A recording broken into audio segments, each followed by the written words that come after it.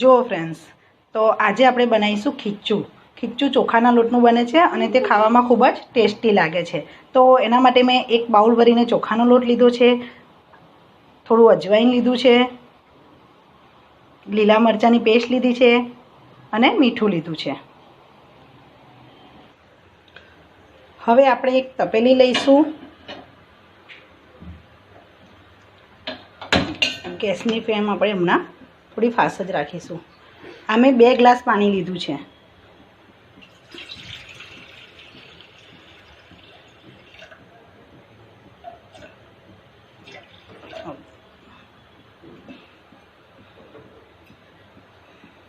હવે આ પાણીને આપણે થોડું ઉકળવા દઈશું, ગરમ થવા દઈશું.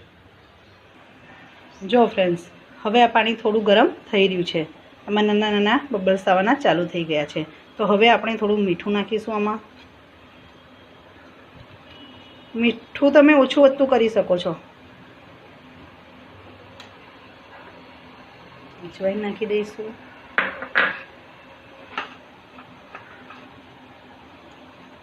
લીલા મરચાંની પેસ્ટ અને એમાં 1 ચમચી જેટલું તેલ. હવે આપણે ફરી ઢાંકી દઈશું, જેથી કરીને પાણી એકદમ ગરમ થઈ જાય. જો ફ્રેન્ડ્સ, હવે આ પાણી ગરમ થઈ ગયું છે. હવે આપણે તેમાં ચોખાનો લોટ ધીમે ધીમે નાખીશું અને વેલણથી આમ હલાવતા રહીશું. હલાવતા જ રહેવાનું છે.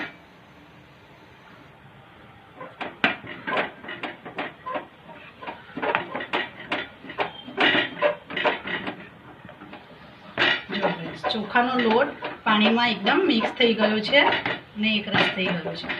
હવે આપણે આ બધા ગાંઠિયા ઓગળી ન જાય ત્યાં સુધી આપણે એને હલાવતા જ રહેવાનું છે. એમાં ગાંઠ પડવી જોઈએ નહીં.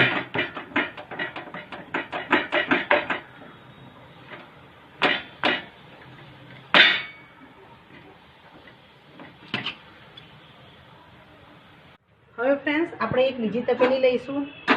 તેની અંદર થોડું પાણી નાખીશું, અડધો ગ્લાસ જેવું. તેને ગરમ કરવા મૂકીશું, બોઇલ થવા દઈશું તેને થોડું. અને એક આવી છીણી લેવાની છે. એની અંદર થોડું તેલ નાખીને હાથથી તેલ એડ કરવાનું છે.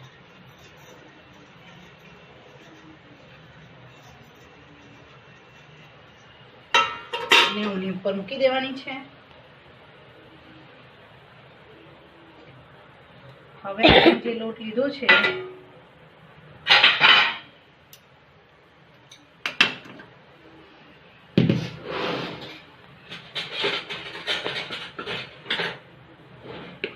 બનાવ્યું છે તેને બધું જ આમાં એડ કરી દેવાનું છે, જેથી કરીને થોડા ઘણા બી ગાંઠિયા જો બચ્યા હોય એ તમારા એમ થઈ જશે અને લોટ ખાવાની ખૂબ જ મજા આવશે. ખીચું ખાવાની.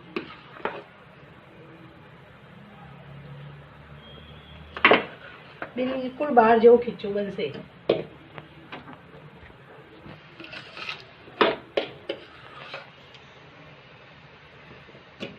બધું જ રીતે બાકીનું બચેલું ખીચું બી ચમચીથી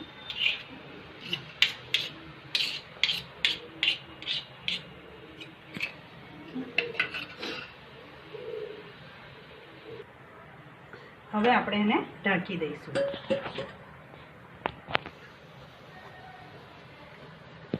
ગેસની ફ્લેમ આપણે મીડિયમ રાખીશું અને 5 થી 7 મિનિટ સુધી થવા દઈશું. જો ફ્રેન્ડ, હવે 7 થી 8 મિનિટ થઈ ગઈ છે અને કેવું સરસ મજાનું ખીચું બનીને રેડી છે. તો હવે આ આપણે ગેસની ફ્લેમ બંધ કરી દઈશું અને બાઉલમાં સર્વ કરીશું. બિલકુલ ગાંઠિયા નથી પડ્યા અને એકદમ યમ્મી ને ટેસ્ટી ખીચું રેડી થઈ ગયું છે.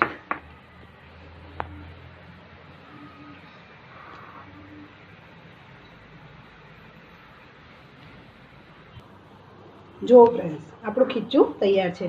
હવે આપણે તેમાં ઉપરથી તેલ નાખીને ખાવાની ખૂબ જ મજા આવે છે. તેલ નાખ્યું અને આ છે મેથીનો મસાલો.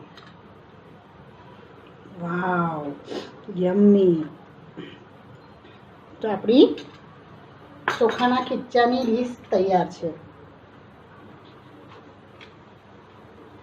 तो इस वीडियो को लाइक करना ना भूले, मेरे इस चैनल को सब्सक्राइब करना मत भूले और हाँ बेल आइकॉन को प्रेस करना ना भूले ताकि मेरी आने वाली वीडियो आपको मिलती रहे. और हाँ, इस वीडियो को ज़्यादा से ज़्यादा शेयर करें ताकि लोग घर बैठे रेसिपी सीख सके, टेस्टी डिशेस का मज़ा ले सके. Thanks for watching my video. मिलते हैं नेक्स्ट वीडियो में. तब तक के लिए बाय बाय.